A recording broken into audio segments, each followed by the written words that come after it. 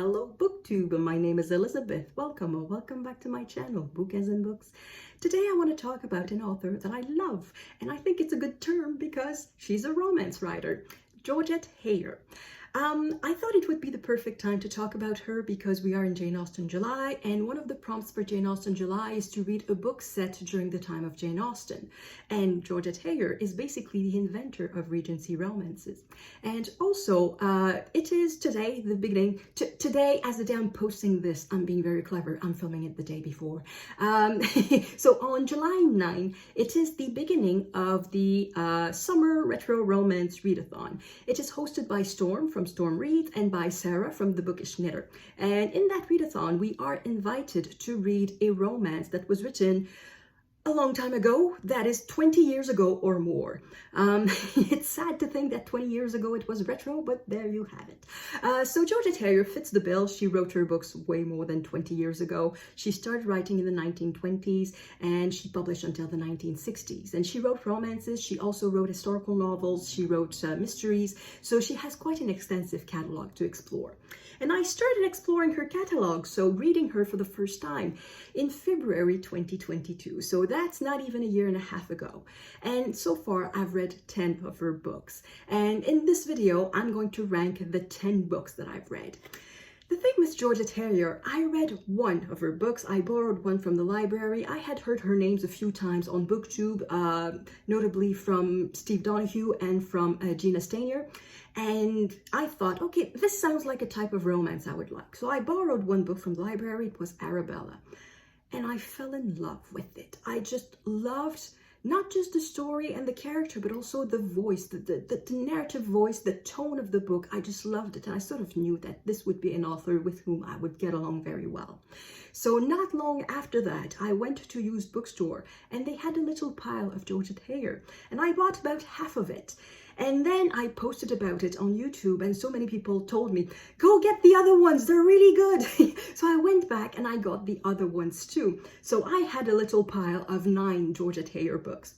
And since then, I've just been adding to the pile and now I think I have about 12 or 13. I still have 3 or 4 unread on my shelves, which is a good reserve to have because she's really a go-to author when I feel like I need a little pick-me-up. Something that is easy to read without being predictable, because that's the wonderful thing about Georgette book that I've realized after reading 10 of her books. They are not repetitive at all. Each of her characters really has a personality. The situations are all different from one book to another. There's not that many romance authors that I've read multiple books by. The only other author that I've read a significant amount of books is Julia Quinn, because I started reading the Bridgerton series. I have 6 books read in that series, and I've read 2 others outside of that series. However, I think there's something repetitive about Julia Quinn's in the sense that, in a way, all her heroines are the same. I don't know, perhaps you've seen the Bridgerton series, but if you've read the book, could you really tell me honestly that suppose that Kate, who married Anthony, would have been truly unhappy if she had married instead Benjamin or Colin or another of the Bridgertons?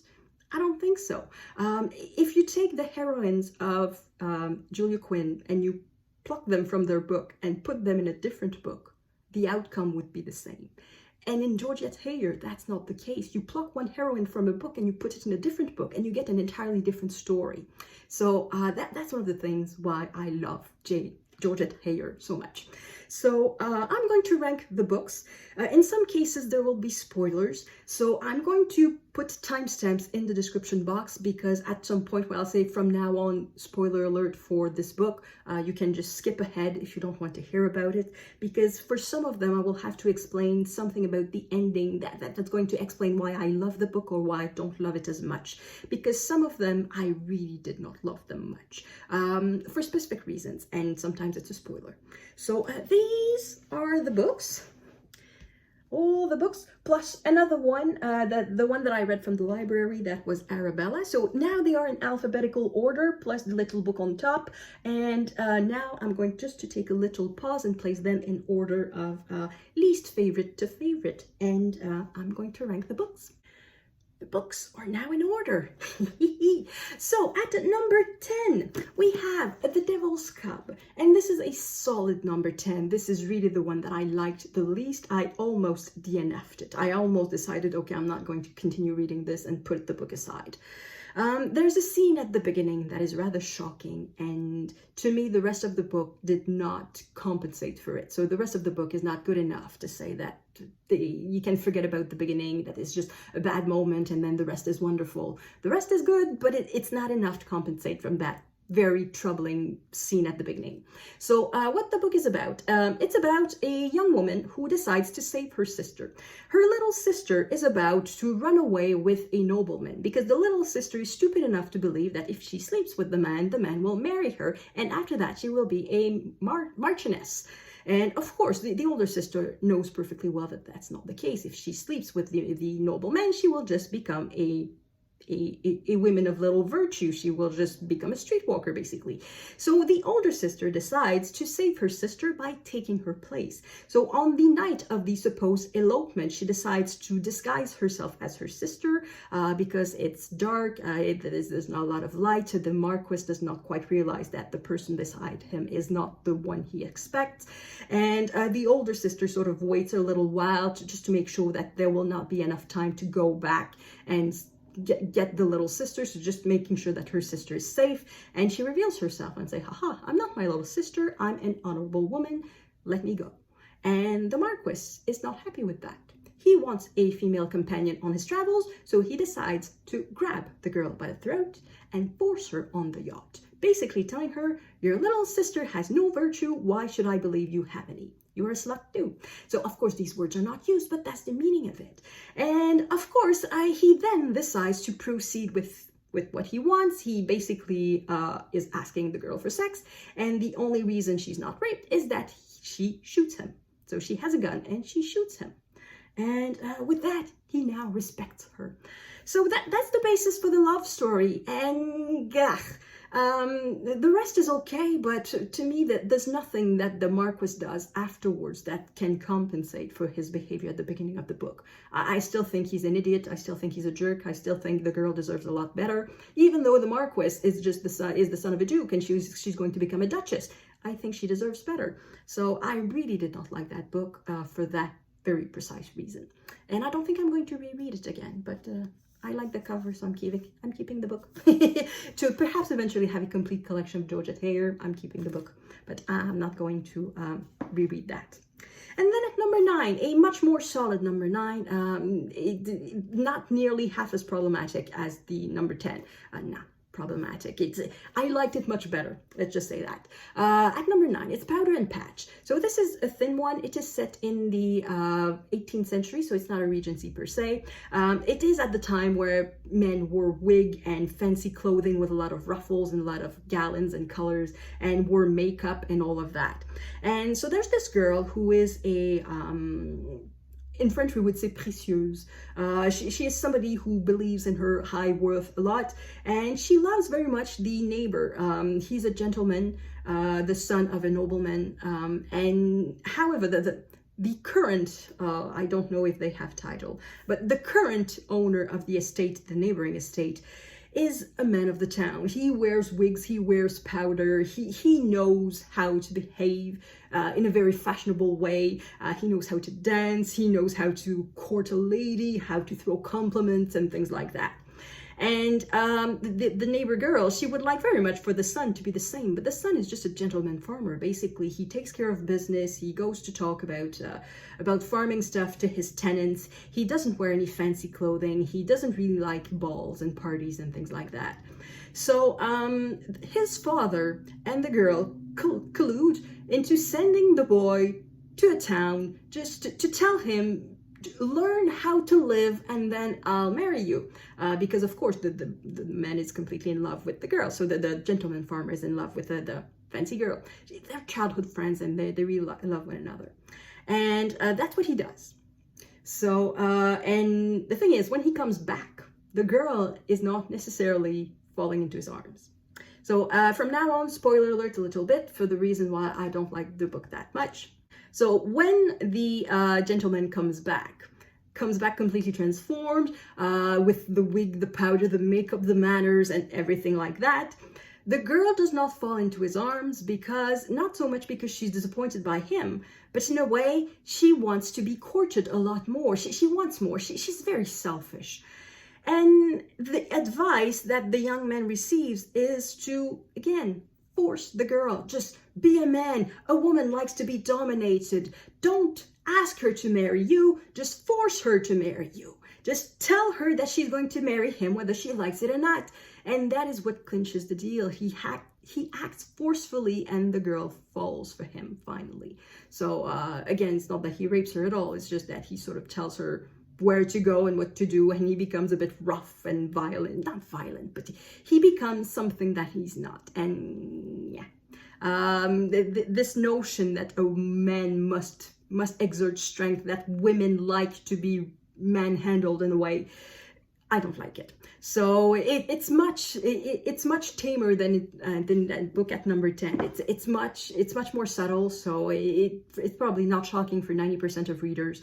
But to me, it was this little something that put this book at number 9. At number 8 is A Civil Contract. So the story of that book is that we have it's not an earl, it's a viscount. A viscount who is completely ruined. His father left the estate in a terrible amount of debt because he was a gambler, and now he needs money. However, he is completely in love with a girl who lives nearby. She is the daughter of a nobleman, and even though they are not rich, or she's not an heiress, she doesn't have half enough money to save the estate, he nevertheless goes and asks the father of the girl, if he can marry her.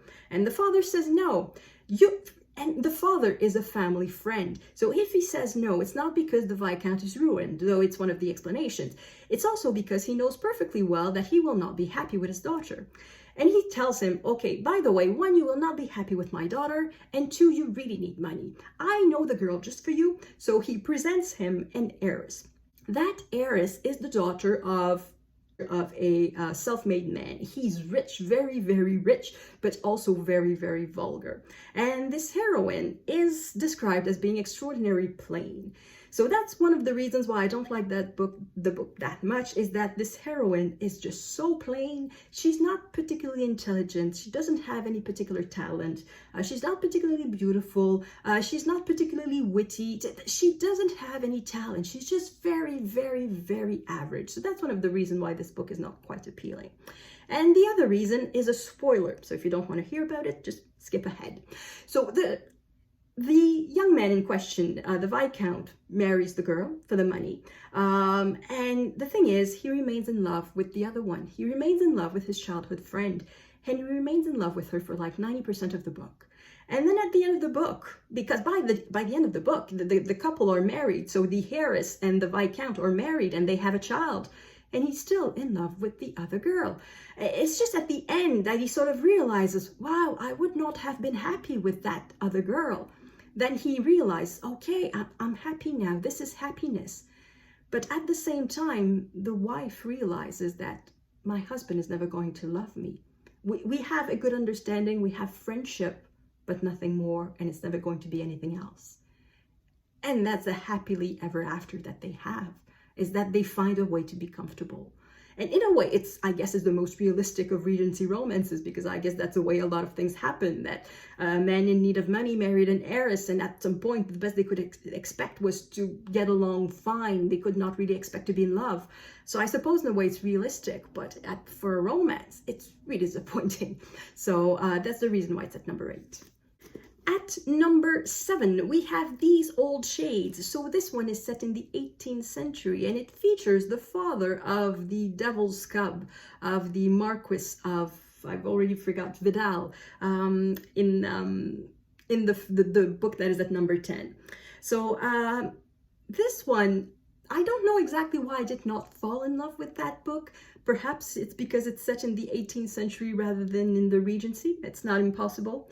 There's a big age difference between the hero and the heroine. So that can also be a bit less enticing, I guess. Also, the hero is in a position of authority over the heroine, so that also can be something that did not quite age well. I don't have anything else against the book. And this one, I don't know. I cannot really summarize the plot without actually giving something away. So the way it begins, that we have this Duke who is reputed to be rather cruel. He knows what he wants and he doesn't tolerate anything against him. He's very powerful and he uses his power and all of that. So one evening he's coming back from a gambling den or something like that, and somebody just runs into him, and that's a little boy who is asking for help. Save me, my brother is going to beat me to death. And the Duke decides to buy the little boy, and that boy becomes his page, and the page is very clever and learns very well, and he decides to bring the page everywhere, or to all the gambling, to all his gambling parties and perhaps brothels too. Of course, this is all very proper, so it's never mentioned like this. And then plot ensues. So I cannot really tell anything more about that, but it's good. I'm not going to say it's not good, but it's not my favorite. At number 6, we have The Foundling that I read just earlier this year. So of the 10 books that I've read by Georgette, this one is the 10th. So this one, it's super fun, but it's not a romance. So the way it starts is that we have this Duke who is about to become of age. And he has been Duke since he was born. His parents died before well, not before he was born. Obviously, his mother did not die before he was born, but his mother died soon afterwards. But his father had been dead before he was born. So that means the second he was born, he was Duke. And he was taken in by his uncle, who is very kind, even though he's the younger brother of the Duke. And in all the books, that would mean that he wants to become the Duke and would try to kill the little infant to become the Duke. But in this book, it's not the case at all. Again, Georgette does not repeat plots, and she does not go for the cliche. So this uncle is very caring and really took care of that little boy who is sick and fragile, and he really takes care of him. And perhaps the boy is overprotected because once he becomes an adult, he basically doesn't have a backbone. The one thing that he knows is that given that he's a Duke, he will not have to marry against his will because he can choose his bride. And the thing is, just before he becomes of age, his uncle tells him, "Oh, I have concluded a contract with this man. You are going to marry that girl. She's perfect for you." And the Duke is sort of taken aback because I want to choose my own bride. So he decides to go to the father of that prospective bride to tell him, "No, the deal is off. I don't want to marry your daughter. I want to choose my own bride."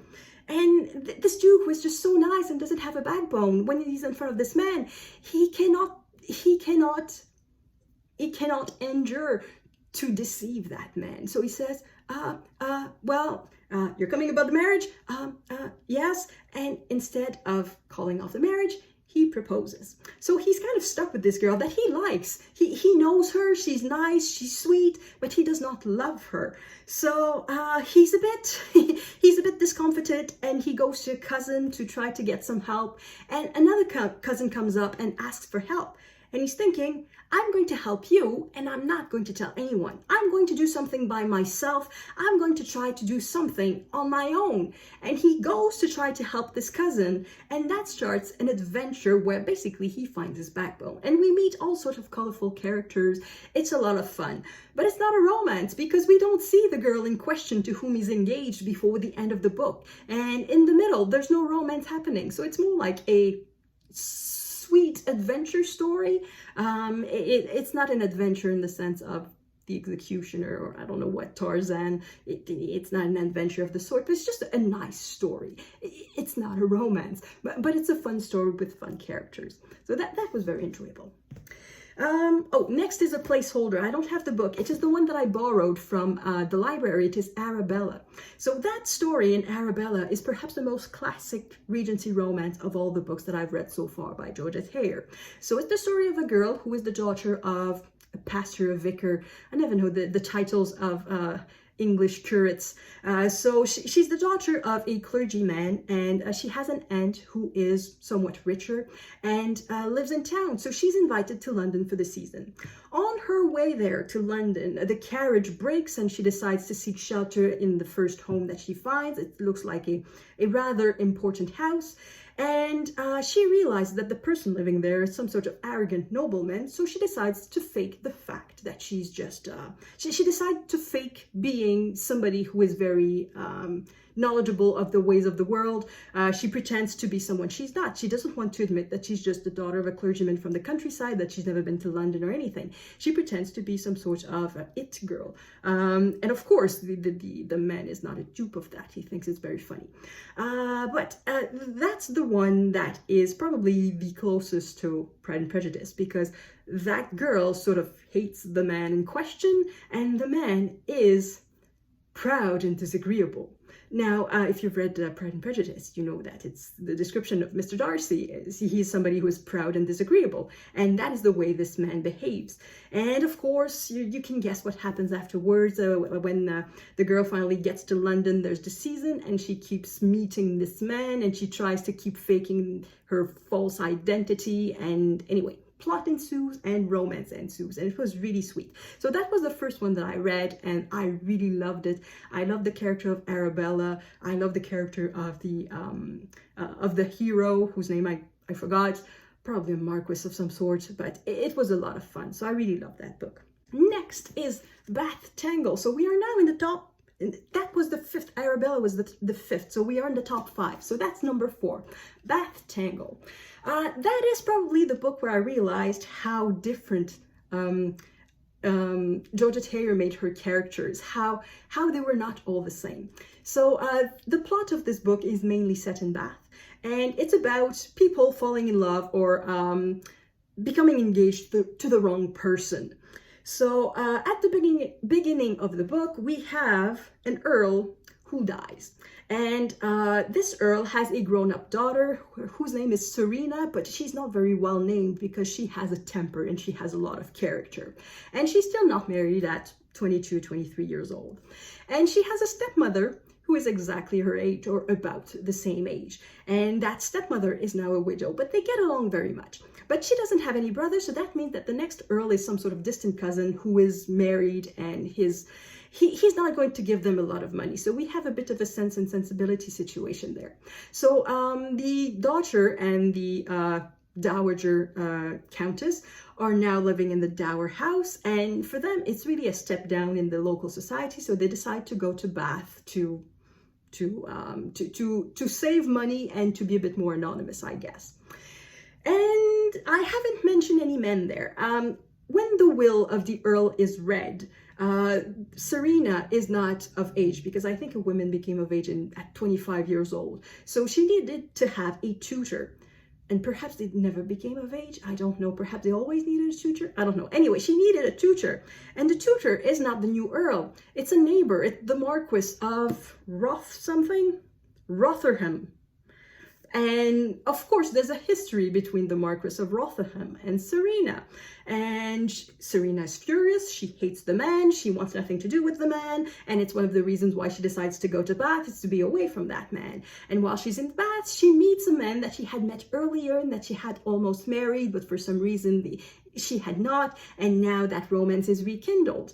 And she has a little friend with that who meets the Marquis. And anyway, there's a whole bunch of things going on. And at the end, everybody's happy. So it was a lot of fun too.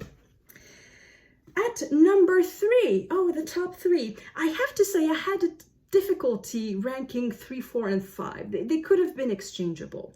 So at number 3, I decided to put The Quiet Gentleman. That again is not quite a romance. So this is the story of an earl, another earl. He comes back from Waterloo, and he had been in the army, he was in Waterloo, and now he comes back to basically live the life of a gentleman in the countryside. He also has a half-brother, and the mother of the half-brother is still alive. And of course, they are very bitter that this man is back, because now it means they will not be the masters of their own home, because the earl had been away. He did not get along with his stepmother. He had always had tensed relations with his father. So the fact that the father is dead and now the Earl is back, the new Earl is coming back, it creates tensions in the house. And then there's the lovely neighbor, because the younger brother, the half brother, always thought that he would marry the nice little neighbor there. But the neighbor kind of prefers this Earl. And then there's a friend of the Earl who comes. But the thing that makes this not quite a romance is the fact that there's an attempt on the life of the Earl. There's an attempted murder, and we spent a lot of time trying to figure out who is trying to kill the Earl, because obviously a lot of people are not happy that he's back. So there's quite a few people who can be suspects, starting with the stepmother and the half-brother. And so we spent a lot of time trying to figure out what's going to happen, who's going to survive. And that means that it's not entirely a romance. It's not necessarily about the relation between the hero and the person he's going to eventually marry. There's not a lot of relation. We don't really see many conversations between these two people. So it's a romance, but it's also a mystery. So it's really quite fun. At number two, Venetia. This is, I'm going to have to spoil this book to say why I like it so much. So at the beginning, no spoiler. So at the beginning, we find this character, Venetia, who is living in the countryside, living a rather retired life, because her father, she has two brothers, an older brother who is in the army and a younger brother who is kind of sickly, but of an intellectual type. He loves to read books and he loves to learn. So that's the situation. But her big brother being away, she is the one taking care of the household. And then things happen that make the situation change. So the brother comes back and announces basically that he's married.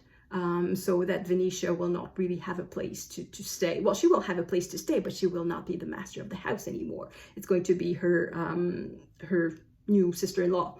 And she's okay with that. That's another thing. In traditional romances, in the majority of the romances, that would mean that the Venetia and her stepsister would be at war with one another. Not stepsister, sister-in-law. That they would be at war with one another, and that they would hate each other, and that they would keep bickering. And Venetia is not at all like that. She's okay. Yes, I did it while it was my turn to do it. Now it's not my turn anymore. Fine, you be the mistress of the house. I'm fine with that.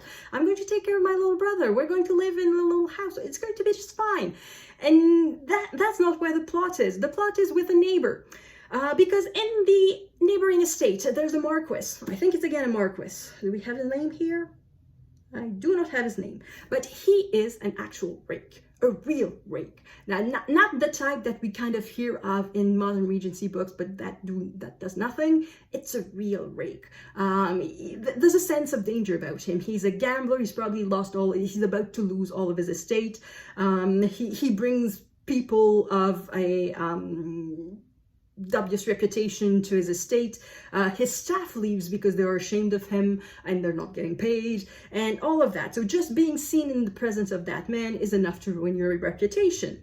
And for some reason, the little brother goes on horseback riding and has a fall while he is on the estate of that man, or close to the estate of that man. And it's that man who rescues him and takes him to his house. And now Venetia goes to that man's place to take care of her little brother. So of course her reputation should be ruined, but whatever, she doesn't care. And that's the wonderful thing about this book, is that Venetia is so independent of mind. She's such a strong character. She knows what she wants. She knows what is important, what is not. And what makes it particularly special, it's the ending. So spoiler alert, if you don't want to know, just skip ahead. At the end, she decides to marry the Marquis, of course. And she decides to marry him, not because she suddenly thinks that his reputation, that his behavior will be changed, is completely changed just because he fell in love with her. That now he's not going to gamble anymore, he's not going to overspend, that he's not going to have bad frequentations. She marries him thinking, I love him now, maybe it's not going to last, but I would be more unhappy not to have tried than to have tried. So she decides to marry him despite all of his faults. Of course, she thinks that he plans to reform himself. He plans to love her and just her, that he plans not to gamble again, that he plans to be a responsible manager of his estate and all of that. But she's perfectly aware that it could not last, that it's possible that it will not last, but that she nevertheless thinks her happiness is there. So I thought this was brilliant. It's not just a stupid, well, not stupid, I like stupid happily ever afters, but it's not a magical transformation of a rake. She's aware that the rake could become a rake again, that perhaps the reformation is not going to last, but perhaps it's going to last, and she takes a chance. So she's a bit of a gambler too. So I guess that's why they are so well suited. She's a bit of a gambler too. So that's the reason why I put this book at number 2. And finally, at number 1, it was the little book on top. It is The Grand Sophy. What I love about this book is the character of Sophie. What a wonderful character, wonderful personality. So the way it starts, it opens not with one of the main characters, but with their parents. So there's the father of Sophie, who is going to visit his sister and asks her, can you take in my Sophie? Because the father is a widower and has been for a long time, and he's a diplomat. So Sophie has spent a lot of time hosting receptions for her father and being the mistress of the house of her father. But now the father is going on a mission to South America, and he doesn't want to bring Sophie. So he asks his sister, could you please take her in? And the sister says, oh, well, maybe it depends on what my son thinks. And the father is thinking, your son? Why not your husband? Because the husband is a bit of a gambler. Again, he's a lot in debt, and he was expecting to inherit from a cousin, an uncle, or something like that, a relation.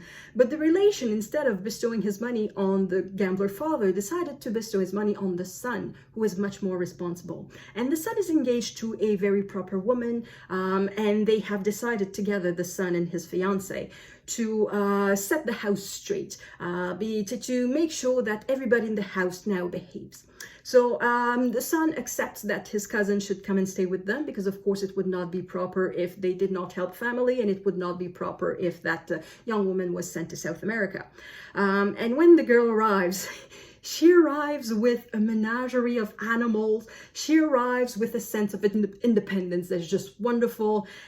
Some sort of disrespect for the rules, but not just for the sake of disrespecting the rules, just for the sake of saying what is important, what is not, and knowing how to distinguish the stupid little rule that means nothing from the important things. But anyway, she has a wonderful personality, and yeah, even though the love story, I guess, is between cousins, so that doesn't age well, but I don't care. That's the thing.